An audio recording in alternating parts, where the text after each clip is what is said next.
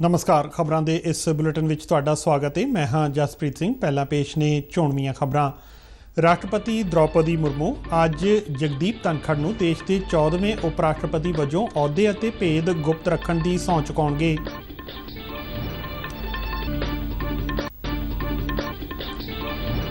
Justice Uday Umesh Lalit देश के अगले चीफ जस्टिस नियुक्त।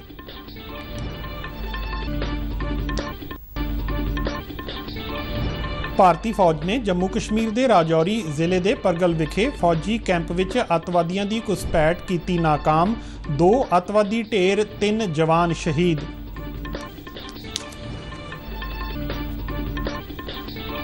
रखड़ पुन्निया का पवित्र त्यौहार अज पंजाब समेत समुचे देश विच पूरे उत्साह नाल मनाया जा रहा है। राष्ट्रपति अते प्रधानमंत्री ने देशवासियों नूं दित्ती वधाई।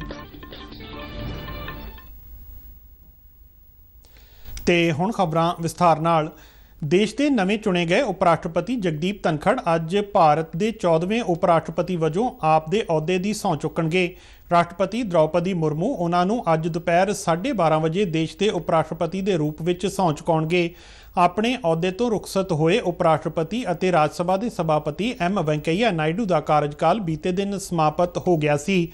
नवें उप राष्ट्रपति की चोण दौरान जगदीप धनखड़ ने NDA के उम्मीदवार वजों 528 वोटां हासिल कीतियां सन, जबकि उन्हां दी विरोधी उम्मीदवार मार्गरेट अल्वा नूं सिर्फ 182 वोटां ही मिलियां सन।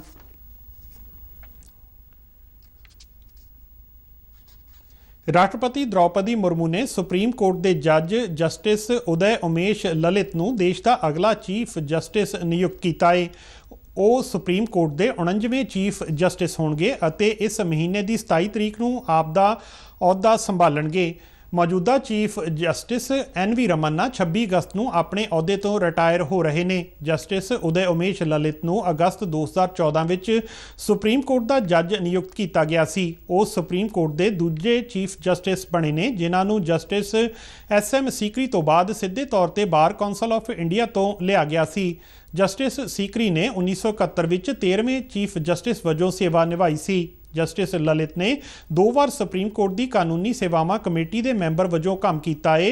9 नवंबर 1957 नूं महाराष्ट्र के सोलापुर विच जन्मे जस्टिस ललित नूं जून 1983 विच महाराष्ट्र अते गोवा की बार कौंसल वल्लों एक वकील वजों भर्ती किया गया सी। केंद्रीय कैबिनेट ने प्रधानमंत्री आवास योजना शहरी यानी कि PMAYU नूं 31 दिसंबर 2024 तक जारी रखने की तजवीज़ नूं प्रवानगी दे दी है। इस योजना अधीन सारिਆਂ ਨੂੰ मकान उपलब्ध कराउण दी योजना है। पहलां तो ही मंजूरशुदा 122 ਲੱਖ ਤੋਂ ਵੱਧ मकानां नूं 31 मार्च 2022 तक मुकम्मल करन लई वित्ती सहायता उपलब्ध करवाई जा रही है। ये योजना केंद्र सरकार वल्लों शहरी खेतरां विच सारे ही योग लाभपात्रियां नूं पक्के मकान उपलब्ध कराउण दा एक मुख प्रोग्राम है। भारतीय चोण कमिशन अज निर्वाचन सदन विच एशियाई खेत्र फोरम की वर्चुअल मीटिंग की मेज़बानी करेगा। इस मीटिंग का विषा अपनियां चोणां नूं समावेशी, आसान अते सहभागी बनाउणा है। मुख चोण कमिश्नर राजीव कुमार अते चोण कमिश्नर अनूप चंद्र पांडे इस मीटिंग की प्रधानगी करनगे। इस मीटिंग विच मैक्सीको, मॉरीशस, फिलीपीनस, नेपाल, उज़बेकिस्तान अते मालदीव के नुमाइंदे हिस्सा लै रहे ने। इस मीटिंग तो बाद लोकतंत्र लई विश्व पद्धरी सिखर सम्मेलन का आयोजन किया जाएगा, जिसकी मेज़बानी मैक्सीको की राष्ट्रीय चोण संस्था वल्लों की जाएगी। इस सिखर सम्मेलन के एक हिस्से के रूप में अमरीका, अफ्रीका, एशिया, यूरोप और मध्य पूर्व के 5 खेतरी मंच गठित किए गए हैं। भारतीय फौज ने जम्मू कश्मीर के राजौरी जिले में अतवादियों वालों दरहाल के परगल इलाके में एक फौजी कैंप में घुसपैठ किए जाने की कोशिश नाकाम कर दी है। फौज ने अतवादियों नाल होए इस मुकाबले दौरान 2 अतवादियों नूं ढेर कर दिता है। मुकाबले दौरान फौज के 3 जवान भी शहीद हो गए ने, जबकि 2 जख्मी होए ने। जम्मू कश्मीर के वधीक डायरैक्टर जनरल मुकेश सिंह ने जम्मू में यह जानकारी दिंदियां दस्सिया कि कुछ अतवादियों ने परगल स्थित फौजी कैंप की वाड़ नूं पार करने की कोशिश की, जिस तो बाद दोहां पासियां तो गोलीबारी शुरू हो गई। उन्होंने दस्सिया कि मुकाबला अजे भी जारी है और मौके पर वाधू सुरक्षा बल भेजे गए ने। सुरक्षा बलों वालों इलाके में तलाशी अभियान भी तेज़ कर दिता गया है। इस तो पहला जम्मू कश्मीर के बडगाम जिले में कल हुए एक मुकाबले दौरान सुरक्षा बलों ने लश्करे तैयबा के 3 खतरनाक अतवादियों नूं ढेर कर दिता सी।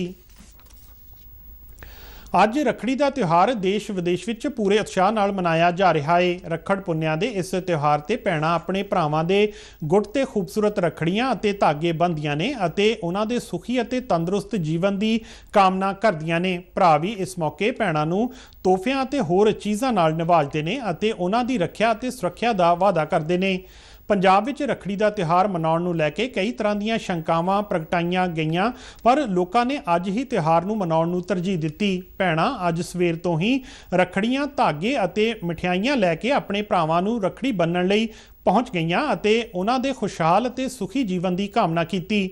ਰਾਸ਼ਟਰਪਤੀ ਦ੍ਰੌਪਦੀ ਮੁਰਮੂ ਅਤੇ ਪ੍ਰਧਾਨ ਮੰਤਰੀ ਨਰਿੰਦਰ ਮੋਦੀ ਨੇ ਰੱਖੜੀ ਦੇ ਪਵਿੱਤਰ ਤਿਉਹਾਰ ਤੇ ਦੇਸ਼ ਵਾਸੀਆਂ ਨੂੰ ਵਧਾਈ ਦਿੱਤੀ ਹੈ। BSF ਦੇ ਜਵਾਨਾਂ ਪ੍ਰਤੀ ਪਿਆਰ ਤੇ ਉਹਨਾਂ ਦੇ ਸ਼ਾਨਦਾਰ ਪ੍ਰਦਰਸ਼ਨ ਲਈ ਰਿਆਤ ਬਾੜਾ ਨਰਸਿੰਗ ਕਾਲਜ ਦੀਆਂ 100 ਤੋਂ ਵੱਧ ਵਿਦਿਆਰਥਣਾਂ ਅਤੇ ਆਤਮ ਸੁਖ ਆਤਮ ਦੇ ਦਰਸ਼ਨਮ ਹੁਸ਼ਿਆਰਪੁਰ ਦੇ ਵਿਕਲਾਂਗ ਬੱਚਿਆਂ ਨੇ ਵਿਸ਼ੇਸ਼ ਤੌਰ ਤੇ ਕੱਲ੍ਹ ਖੜਕਾਂ ਸਥਿਤ BSF ਸਟੇਸ਼ਨ ਜਾ ਕੇ BSF ਦੇ ਅਧਿਕਾਰੀਆਂ ਤੇ ਜਵਾਨਾਂ ਨਾਲ ਮਿਲ ਕੇ ਰੱਖੜੀ ਦਾ ਤਿਉਹਾਰ ਮਨਾਇਆ। ਸਾਬਕਾ ਸੰਸਦੀ ਮੈਂਬਰ ਅਤੇ ਉੱਘੇ ਵਾਤਾਵਰਣ ਪ੍ਰੇਮੀ ਅਵਿਨਾਸ਼ ਰਾਏ ਖੰਨਾ ਦੀ ਅਗਵਾਈ ਵਿੱਚ ਗਏ ਇਹਨਾਂ ਵਿਦਿਆਰਥੀਆਂ ਨੇ ਘਰਾਂ ਤੋਂ ਦੂਰ ਰਹਿ ਰਹੇ BSF ਦੇ ਇਹਨਾਂ ਜਵਾਨਾਂ ਦੀ ਗੁੱਟ ਤੇ ਰੱਖੜੀ ਬੰਨ੍ਹੀ ਅਤੇ ਬਦਲੇ ਵਿੱਚ ਜਵਾਨਾਂ ਨੇ ਉਹਨਾਂ ਨੂੰ ਰੱਖਿਆ ਦਾ ਭਰੋਸਾ ਦਿਵਾਇਆ। ਅਵਿਨਾਸ਼ ਰਾਏ ਖੰਨਾ ਨੇ ਇਸ ਮੌਕੇ ਬੋਲਦਿਆਂ BSF ਵੱਲੋਂ ਦੇਸ਼ ਦੀ ਰਾਖੀ ਲਈ ਕੀਤੇ ਜਾ ਰਹੇ ਕੀਮਤੀ ਯੋਗਦਾਨ ਦੀ ਸ਼ਲਾਘਾ ਕੀਤੀ। BSF ਦੇ ਕਮਾਂਡੈਂਟ SS ਮਣ ਨੇ ਅਵਿਨਾਸ਼ ਰਾਏ ਖੰਨਾ ਅਤੇ ਵਿਦਿਆਰਥੀਆਂ ਦਾ ਸੈਨਿਕਾਂ ਦੇ ਸਨਮਾਨ ਲਈ ਧੰਨਵਾਦ ਕੀਤਾ। ਆਜ਼ਾਦੀ ਕਾ ਅੰਮ੍ਰਿਤ ਮਹਾਉਤਸਵ ਦੇ ਸਬੰਧ ਵਿੱਚ ਭਾਰਤੀ ਜਨਤਾ ਪਾਰਟੀ ਦੇ ਕੌਮੀ ਜਨਰਲ ਸਕੱਤਰ ਤਰੁਣ ਚੁੱਘ ਨੂੰ ਅੰਮ੍ਰਿਤਸਰ ਦੀ ਚਬਾਕ ਰੋਡ ਸਥਿਤ ਪ੍ਰਧਾਨ ਮੰਤਰੀ ਕੌਸ਼ਲ ਵਿਕਾਸ ਸੰਸਥਾ ਦੇ ਸਮਾਗਮ ਵਿੱਚ ਅੰਮ੍ਰਿਤਸਰ ਭਾਜਪਾ ਦੀਆਂ ਮਹਿਲਾ ਮੋਰਚਾ ਦੀਆਂ ਭੈਣਾਂ ਅਤੇ BSF ਦੀਆਂ ਮਹਿਲਾ ਅਧਿਕਾਰੀਆਂ ਨੇ ਰੱਖੜੀ ਬੰਨ੍ਹੀ। ਸਮਾਗਮ ਵਿੱਚ BSF ਦੇ DIG ਸੰਜੇ ਗੌਰ ਅਤੇ ਸੰਸਥਾ ਦੀ ਡਾਇਰੈਕਟਰ ਰਾਧਿਕਾ ਚੁੱਘ ਵੀ ਹਾਜ਼ਰ ਸਨ। ਇਸ ਮੌਕੇ ਸੰਬੋਧਨ ਕਰਦਿਆਂ ਤਰੁਣ ਚੁੱਘ ਨੇ DIG ਗੌਰ ਦਾ ਧੰਨਵਾਦ ਕਰਦਿਆਂ ਕਿਹਾ ਕਿ ਅੱਜ ਦਾ ਦਿਨ ਅੰਮ੍ਰਿਤਸਰ ਦੀਆਂ ਭੈਣਾਂ ਲਈ ਗੌਰਵਸ਼ਾਲੀ ਰਹੇਗਾ, ਕਿਉਂਕਿ ਦੇਸ਼ ਦੇ ਦੁਸ਼ਮਣਾਂ ਤੋਂ ਸਮਾਜ ਦੀ ਰਾਖੀ ਕਰਨ ਵਾਲੇ ਜਾਂਬਾਜ਼ ਜਵਾਨਾਂ ਦੇ ਗੁੱਟ ਤੇ ਰੱਖੜੀ ਬੰਨ੍ਹੀ ਏ ਅਤੇ ਜਵਾਨਾਂ ਵੱਲੋਂ ਉਹਨਾਂ ਨੂੰ ਹਮੇਸ਼ਾ ਰਾਖੀ ਕਰਨ ਦਾ ਵਾਅਦਾ ਕੀਤਾ ਗਿਆ ਏ। ਪੰਜਾਬ ਵਿੱਚ ਫੈਲੀ ਲੰਪੀ ਸਕਿਨ ਦੀ ਬਿਮਾਰੀ ਨਾਲ ਪੈਦਾ ਹੋਏ ਹਾਲਾਤ ਤੇ ਪ੍ਰਭਾਵਸ਼ਾਲੀ ਢੰਗ ਨਾਲ ਨਿਗਰਾਨੀ ਰੱਖਣ ਲਈ ਮੰਤਰੀਆਂ ਦੇ ਸਮੂਹ ਦਾ ਗਠਨ ਕੀਤਾ ਗਿਆ ਹੈ। ਇਸ ਬਿਮਾਰੀ ਨਾਲ ਪੈਦਾ ਹੋਈ ਸਥਿਤੀ ਦਾ ਜਾਇਜ਼ਾ ਲੈਣ ਲਈ ਚੰਡੀਗੜ੍ਹ ਵਿੱਚ ਕੱਲ੍ਹ ਹੋਈ ਮੀਟਿੰਗ ਵਿੱਚ ਇਹ ਜਾਣਕਾਰੀ ਦਿੰਦਿਆਂ ਮੁੱਖ ਮੰਤਰੀ ਭਗਵੰਤ ਮਾਨ ਨੇ ਦੱਸਿਆ ਕਿ ਇਸ ਮੰਤਰੀ ਸਮੂਹ ਵਿੱਚ ਖਜ਼ਾਨਾ ਮੰਤਰੀ ਹਰਪਾਲ ਸਿੰਘ ਚੀਮਾ, ਖੇਤੀਬਾੜੀ ਮੰਤਰੀ ਕੁਲਦੀਪ ਸਿੰਘ ਧਾਲੀਵਾਲ ਅਤੇ ਪਸ਼ੂ ਪਾਲਣ ਮੰਤਰੀ ਲਾਲਜੀਤ ਸਿੰਘ ਭੁੱਲਰ ਨੂੰ ਸ਼ਾਮਲ ਕੀਤਾ ਗਿਆ ਹੈ। ਉਹਨਾਂ ਦੱਸਿਆ ਗਿਆ ਹੈ ਕਿ ਇਸ ਕਮੇਟੀ ਨੂੰ ਪਸ਼ੂ ਪਾਲਣ ਵਿਭਾਗ ਦੇ ਸੀਨੀਅਰ ਅਧਿਕਾਰੀ ਅਤੇ ਲੁਧਿਆਣਾ ਸਥਿਤ ਗੁਰੂ ਅੰਗਦ ਦੇਵ ਵੈਟਰਨਰੀ ਅਤੇ ਐਨੀਮਲ ਸਾਇੰਸਿਜ਼ ਯੂਨੀਵਰਸਿਟੀ ਦੇ ਮਾਹਰ ਅਤੇ ਅਧਿਕਾਰੀ ਸਹਿਯੋਗ ਦੇਣਗੇ। ਮੁੱਖ ਮੰਤਰੀ ਨੇ ਪਸ਼ੂਆਂ ਨੂੰ ਇਸ ਬਿਮਾਰੀ ਤੋਂ ਬਚਾਉਣ ਲਈ ਵਿਆਪਕ ਪੱਧਰ ਤੇ ਟੀਕਾਕਰਨ ਮੁਹਿੰਮ ਸ਼ੁਰੂ ਕਰਨ ਦਾ ਐਲਾਨ ਵੀ ਕੀਤਾ ਅਤੇ ਕਿਹਾ ਕਿ ਇਹ ਟੀਕਾਕਰਨ ਮੁਫਤ ਹੋਵੇਗਾ। ਮੁੱਖ ਮੰਤਰੀ ਨੇ ਪਸ਼ੂ ਪਾਲਕਾਂ ਨੂੰ ਵੀ ਅਪੀਲ ਕੀਤੀ ਕਿ ਉਹ ਪਸ਼ੂਆਂ ਦੇ ਟੀਕਾਕਰਨ ਨੂੰ ਯਕੀਨੀ ਬਣਾਉਣ, ਕਿਉਂ ਜੋ ਇਸ ਨਾਲ ਪਸ਼ੂਆਂ ਦੀ ਬਿਮਾਰੀ ਨਾਲ ਲੜਨ ਦੀ ਤਾਕਤ ਵਧਦੀ ਹੈ।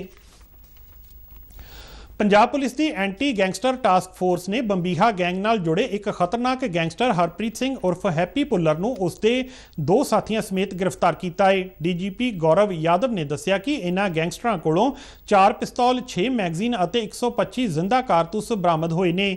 ਇਨ੍ਹਾਂ ਚੀਜ਼ਾਂ ਤੋਂ ਇਲਾਵਾ ਲੱਖਾਂ ਰੁਪਏ ਮੁੱਲ ਦੇ ਸੋਨੇ ਦੇ ਗਹਿਣੇ, 78 ਲੱਖ ਰੁਪਏ ਤੋਂ ਵੱਧ ਦੀ ਨਕਦੀ, 3 ਕਾਰਾਂ ਅਤੇ 3 ਮੋਟਰਸਾਈਕਲ ਬਰਾਮਦ ਕੀਤੇ ਗਏ ਨੇ। ਉਹਨਾਂ ਦੱਸਿਆ ਕਿ ਪਿਛਲੇ 2 ਦਿਨਾਂ ਦੌਰਾਨ ਪੰਜਾਬ ਪੁਲਿਸ ਵੱਲੋਂ ਗੈਂਗਸਟਰਾਂ ਵਿਰੁੱਧ ਕੀਤੀ ਗਈ ਇਹ ਦੂਜੀ ਵੱਡੀ ਕਾਰਵਾਈ ਹੈ ਅਤੇ ਗੈਂਗਸਟਰ ਸਰਹੱਦ ਪਾਰ ਹਥਿਆਰਾਂ ਅਤੇ ਨਸ਼ਿਆਂ ਦੀ ਸਮਗਲਿੰਗ ਵਿੱਚ ਸ਼ਾਮਲ ਸਨ। ਪੰਜਾਬ ਪੁਲਿਸ ਦੇ ਡਾਇਰੈਕਟਰ ਜਨਰਲ ਗੌਰਵ ਯਾਦਵ ਨੇ ਸੂਬੇ ਨੂੰ ਨਸ਼ਾ ਮੁਕਤ ਅਤੇ ਅਪਰਾਧ ਮੁਕਤ ਸੂਬਾ ਬਣਾਉਣ ਲਈ ਸਰਕਾਰ ਦੀ ਵਚਨਬੱਧਤਾ ਨੂੰ ਦੁਹਰਾਇਆ ਹੈ। ਸੂਬੇ ਦੀਆਂ ਫਿਰੋਜ਼ਪੁਰ, ਫਰੀਦਕੋਟ, ਬਠਿੰਡਾ ਅਤੇ ਪਟਿਆਲਾ ਪੁਲਿਸ ਰੇਂਜਾਂ ਦਾ ਦੌਰਾ ਕਰਨ ਦੌਰਾਨ ਉਹਨਾਂ ਇਨ੍ਹਾਂ ਰੇਂਜਾਂ ਦੇ ਸੀਨੀਅਰ ਅਧਿਕਾਰੀਆਂ ਅਤੇ ਮੁਲਾਜ਼ਮਾਂ ਨੂੰ ਕਿਹਾ ਕਿ ਉਹ ਆਮ ਲੋਕਾਂ ਦੀ ਸੇਵਾ ਵਿੱਚ ਜੁਟਣ ਅਤੇ ਨਾਗਰਿਕ ਪੱਖੀ ਪੁਲਿਸਿੰਗ ਨੂੰ ਯਕੀਨੀ ਬਣਾਉਣ ਲਈ ਉਹਨਾਂ ਦੇ ਸੰਪਰਕ ਵਿੱਚ ਰਹਿਣ। DGP ਨੇ ਮੁਲਾਜ਼ਮਾਂ ਨੂੰ ਪੁਲਿਸ ਥਾਣਿਆਂ ਵਿੱਚ ਮੌਜੂਦ ਰਹਿਣ ਅਤੇ ਲੋਕਾਂ ਦੀਆਂ ਤਕਲੀਫਾਂ ਤੇ ਮਸਲਿਆਂ ਨੂੰ ਸ਼ਾਂਤੀ ਨਾਲ ਸੁਣ ਕੇ ਉਹਨਾਂ ਦਾ ਹੱਲ ਕੱਢਣ ਦੀ ਲੋੜ ਤੇ ਜ਼ੋਰ ਦਿੱਤਾ। ਉਹਨਾਂ ਕਿਹਾ ਕਿ ਹਰੇਕ ਪੁਲਿਸ ਮੁਲਾਜ਼ਮ ਨੂੰ ਇੱਕ ਪਿੰਡ ਅਲਾਟ ਕੀਤਾ ਜਾਵੇਗਾ ਜਿਸ ਵਿੱਚ ਕਾਨੂੰਨ ਵਿਵਸਥਾ ਬਣਾਉਣ ਦੀ ਜ਼ਿੰਮੇਵਾਰੀ ਉਸ ਪੁਲਿਸ ਮੁਲਾਜ਼ਮ ਦੀ ਹੋਵੇਗੀ। ਉਹਨਾਂ ਸੂਬੇ ਦੇ ਸਾਰੇ ਹੀ ਪੁਲਿਸ ਕਮਿਸ਼ਨਰਾਂ ਅਤੇ ਜ਼ਿਲ੍ਹਾ ਮੁਖੀਆਂ ਨੂੰ ਕਿਹਾ ਕਿ ਉਹ ਗੈਂਗਸਟਰ ਸੱਭਿਆਚਾਰ ਅਤੇ ਨਸ਼ਿਆਂ ਨੂੰ ਖਤਮ ਕਰਨ ਲਈ ਵਿਸ਼ੇਸ਼ ਪੁਲਿਸ ਯੂਨਿਟਾਂ ਨਾਲ ਤਾਲਮੇਲ ਕਰਕੇ ਕੰਮ ਕਰਨ। ਗੌਰਵ यादव ने कहा कि सूबे नूं भ्रिष्टाचार मुक्त सूबा बनाउण लई पुलिस मुलाजमां दी किसी भी तरह की गलत कार्रवाई नूं बर्दाश्त नहीं किया जाएगा अते अजिहा कोई मामला सामने आउण ते पुलिस मुलाजम नाल सख्ती नाल नजिठिया जाएगा। इस दे नाल ही खबरां दा इह बुलेटिन खत्म हुंदा है। आग्या दिओ, नमस्कार।